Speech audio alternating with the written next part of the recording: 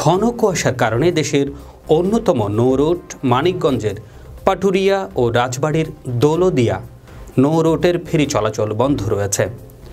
মাঝ নদীতে আটকা পড়েছে ছোট বড় 3টি ফেরি। শনিবার দিবাগত রাত 1টা থেকে ফেরি চলাচল সম্পূর্ণ বন্ধ ঘোষণা করে বিআইডব্লিউটিসি কর্তৃপক্ষ। এতে দুর্ভোগে পড়েছে যাত্রী, শ্রমিক ও ব্যবসায়ীরা।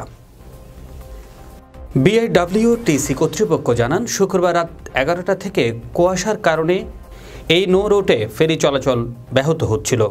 রাত 1টার দিকে কুয়াশা তীব্র আকার ধারণ করলে চ্যানেলের বিকন বাতি এবং মার্কিং পয়েন্টের কিছুই দেখা যাচ্ছিল না। ফলে দুর্ঘটনা এড়াতে এই নৌ রুটের ফেরি চলাচল সম্পূর্ণ বন্ধ ঘোষণা করেন বিআইডব্লিউটিসি কর্তৃপক্ষ।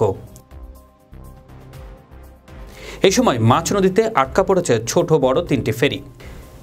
বিআইডব্লিউটিসি এর আরিচা জোন এর ডিজিএম নাসির উদ্দিন বলেন, দুর্ঘটনা এড়াতে ফেরি চলাচল বন্ধ রাখা হয়েছে। কুয়াশার মাত্রা কেটে গেলে ফেরি চলাচল স্বাভাবিক করা হবে। দেখছিলেন মানিকগঞ্জ প্রতিনিধি মাহবুবুল আলম তুষারের রিপোর্ট।